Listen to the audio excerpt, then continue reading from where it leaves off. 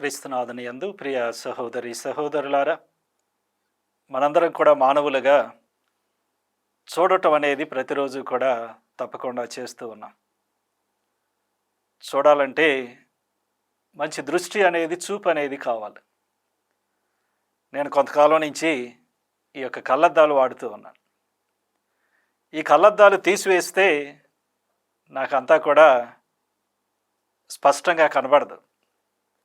ఇక్కడ ఉన్నటువంటి దైవ గ్రంథంలో ఉన్న అక్షరాలు ఏవి కూడా నేను చదవలేను. ఏదో కొంచెం ఆకారం కనపడుతుందే తప్ప స్పష్టమైనటువంటి చూపు అనేది ఈ కళ్ళద్దాలు లేకపోతే నాకు ఉండదు. మనందరం కూడా మన జీవితాల్లో ఎల్లప్పుడూ చూసేటప్పుడు అందరం కూడా లోతైనటువంటి మనోదృష్టిని కూడా కలిగి ఉన్నాం.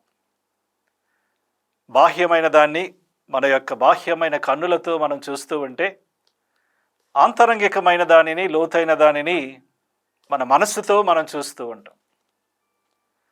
ప్రతి ఒక్కరికి కూడా ఒకలాంటి దృష్టి అనేది ఉంటుంది. మనందరం కూడా బాహ్యమైనటువంటి కళ్ళద్దాలు ధరించకపోయినా ఆంతరంగికమైనటువంటి కళ్ళద్దాలను ధరిస్తూ ఉంటాం.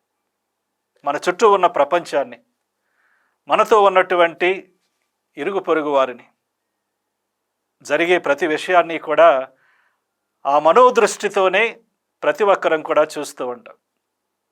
మన దృక్పథాలు, మన ఆలోచనలు, మన మనోదృష్టిని అవి ప్రభావితం చేస్తూ ఉంటాయి.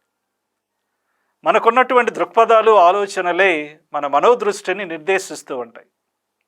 ఈ విధంగా ఒక్కొక్కరికి ఒక్కొక్క దృష్టి అనేది ఆంతరంగికంగా ప్రతి ఒక్కరికి ఉంటుంది. బాహ్యమైన దృష్టి కంటే ఆంతరంగికమైన ఆత్మీయ దృష్టి ఎంతో ముఖ్యమైనది. అటువంటి ఆత్మీయ దృష్టికి ఈరోజు మనం చదివినటువంటి 3 దైవ గ్రంథ పట్టణాలు మనందరినీ కూడా నడిపిస్తూ ఉన్నాయి. యేసు ప్రభు ఈనాటి సువార్తలో పుట్టి గుడ్డివానికి చూపివ్వటం మనం చూస్తూ ఉన్నాం. ఆ యొక్క దృష్టినిచ్చినటువంటి ఆ పుట్టి గుడ్డివానిని ఏ విధంగా విశ్వాసానికి, విశ్వాస దృష్టికి నడిపిస్తున్నారు మనం ఆ యొక్క సువిశేషంలో చూస్తున్నాం. విశ్వాసి అనేవాడు మంచి మనోదృష్టిని కలిగి ఉండాలంటే విశ్వాసపు కన్నులతో ప్రతిదాన్ని చూడాలని ఈనాటి సువిశేషం మనకు బోధిస్తూ ఉంది. ఈనాటి మొదటి పట్టణంలో మనం చూస్తూ ఉన్నాం. మనిషి చూసేటువంటి చూపు వేరు, దేవుడు చూసేటువంటి చూపు వేరని. ఏ విధంగా సమూయేలు ఈషాయి కుమారులలో ఒకరిని దేవుడు ఎన్నుకున్నాడని, ఆ కుమారుల్లో దేవుడు ఎవరిని ఎన్నుకున్నాడని వెళ్ళి చూసి వాళ్ళని అభిషేకించటానికి వెళ్ళారు. అయితే అక్కడ మొట్టమొదటిగా పెద్ద కుమారుడైన ఎలియాబును చూసినప్పుడు ఆయన బాహ్యంగా బాగున్నాడు గనుక ఈయన్నే దేవుడు తప్పకుండా ఎన్నుకున్నాడనేటువంటి ఆలోచన సమూయేలు ప్రవక్తకు వచ్చింది. అయితే దేవుడు ఆయనతో అన్నాడు, బాహ్యమైనటువంటి రూపాన్ని చూసి నువ్వు మోసపోవద్దు, ఈయన్ని కాదు నేను ఎన్నుకున్నది, వేరే వాళ్ళను, వేరే కుమారులను పిలువని చెప్పాడు. ఆ విధంగా చిట్ట చివరిగా ఎక్కడో గొర్రెలను మేపుతున్నటువంటి దావీదుని పిలిపించి ఆయన్నే దేవుడు ఎన్నుకున్నట్లుగా ప్రవక్తకు తెలియచేశాడు. కనుక ఈ మొదటి పట్టణం మనకు స్పష్టంగా తెలియజేస్తున్న సత్యం, దైవ దృష్టి, మానవ దృష్టి వేరువేరుగా ఉన్నాయని. మానవుడు ఎల్లప్పుడూ కూడా బాహ్యమైనటువంటి విషయాల మీద దృష్టిని పెడితే మానవుడు అంతరంగాన్ని చూసి మనిషిని ఎన్నుకుంటూ ఆ యొక్క మనిషిని అభిషేకిస్తున్నట్లుగా మనం చూస్తూ ఉన్నాం. అయితే ఆ విధంగా మన జీవితాల్లో విశ్వాస దృష్టితో చూడాలంటే మన దృష్టి, దేవుని దృష్టి కూడా సమన్వయం చెందాలి. మన యొక్క లౌకికమైన, బాహ్యమైన మానవ దృష్టిని దైవ దృష్టిలో మనం ఎప్పుడైతే ఐక్యం చేయగలుగుతామో అప్పుడే మన యొక్క చూపు స్పష్టంగా ఉన్నట్లుగా మనం తెలుసుకుంటాం. ఈనాటి 2వ పట్టణంలో పౌలు గారు చెప్తూ ఉన్నారు, దేవుడు మిమ్మలను అంధకారం నుంచి వెలుగులోనికి పిలిచాడు కనుక చీకటి పనులను మానివేసి నీతితో, న్యాయంతో ఆ క్రీస్తు వెలుగులో జీవించమని. ఎవరైతే ప్రభుని నమ్ముతారో, ఎవరైతే జ్ఞానస్నానం ద్వారా క్రీస్తు జీవితంలోనికి అనుసరణలోనికి వస్తారో అటువంటి వారు ఆ వెలుగులో జీవిస్తారని, వెలుగులో జీవించేవారు ఆత్మీయ దృష్టితో స్పష్టంగా సమస్తాన్ని కూడా చూడగలుగుతారని పౌలు గారు చెప్తున్నారు.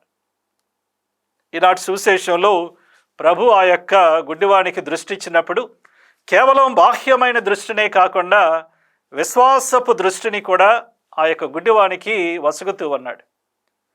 గుడ్డివాడు యేసు ప్రభుని సంబోధించినటువంటి విధానాన్ని మనం చూసినట్లయితే 11వ వచనంలో యేసు ప్రభుని మనుష్యుడని పిలుస్తున్నాడు. 17వ వచనంలో ఆయన ఒక ప్రవక్త అని అంటున్నాడు. అదేవిధంగా 30వ వచనంలో ఆయన నాకు దృష్టినిచ్చినవాడు అంటున్నాడు. 33వ వచనంలో ఆయన దేవుని వద్ద నుండి వచ్చినవాడు అంటూ ఉన్నాడు.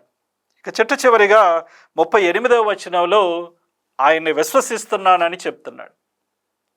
ఒక మనుషునిగా క్రీస్తుని పరిగణించిన ఈ గుడ్డివాడు క్రమేపీ ఆ విశ్వాస మార్గంలో ఎదుగుతూ కడకు ఆయన్ని రక్షకుడిగా మెస్సయ్యగా గుర్తించి ఆయన్ని విశ్వసించటం మనం చూస్తూ ఉన్నాం. ఈ విధంగా యేసు ప్రభు బాహ్యమైన ఐహికమైన దృష్టిని ఆయనకిచ్చి క్రమేపీ ఆయనను ఈ యొక్క విశ్వాస పయనంలో ముందుకు నడిపించి చిట్ట చివరకు ఒక మంచి విశ్వాస దృష్టిని కూడా ఆయనకు అందించటం మనం చూస్తూ ఉన్నాం. మన జీవితంలో కూడా మనం ఈ విధంగా విశ్వాస మార్గంలో, దేవుని యొక్క మార్గంలో విశ్వాసపు కన్నులతో చూడటం అలవాటు చేసుకోవాలి. దేవుని యొక్క దృష్టితో సమస్తాన్ని చూస్తూ, మన లౌకికమైన దృష్టిని దైవ దృష్టితో సమానం చేస్తూ, విశ్వాసపు వెలుగు క్రీస్తు వెలుగు ఉన్నప్పుడే సమస్తం కూడా మనకు చక్కగా కనిపిస్తుందనేటువంటి భావంతో మన యొక్క మార్గంలో మనం పయనించాలి. 16వ బెనడిక్ట్ పాపు గారు తను రాసినటువంటి ఒక విశ్వలేఖలో ఆయన ఈ విధంగా చెప్తూ ఉన్నారు. దేవుడు లేకపోతే మనిషి ఎటు వెళ్ళాలో తెలియదు, మనిషి మార్గం ఏమిటో ఏమీ తెలియదు, ఏమీ పోలుపోదని చెప్తూ ఉన్నారు. కనుక దేవుని మనతో ఉన్నప్పుడే, దైవ దృష్టి మనలో ఉన్నప్పుడే, విశ్వాస దృష్టి మనలో ఉన్నప్పుడే, క్రీస్తు వెలుగు మనలో ఉన్నప్పుడే మనం సమస్తాన్ని కూడా చక్కగా చూడగలుగుతాం. అప్పుడే ఆ విశ్వాసపు కన్నులతో, దైవీకమైన కన్నులతో మన మానవ జీవితాన్ని సమస్తాన్ని స్పష్టంగా చూసి ఆ యొక్క చిన్ననైన మార్గంలో, చక్కనైన దైవ మార్గంలో మనందరం కూడా ప్రయాణం చేయగలుగుతాం. కనుక ఈ తపస్సు కాలంలో అటువంటి దైవీకమైన దృష్టితో మనం నడవటానికి దేవుని యొక్క అనుగ్రహాన్ని ప్రత్యేకంగా కోరుకుందాం.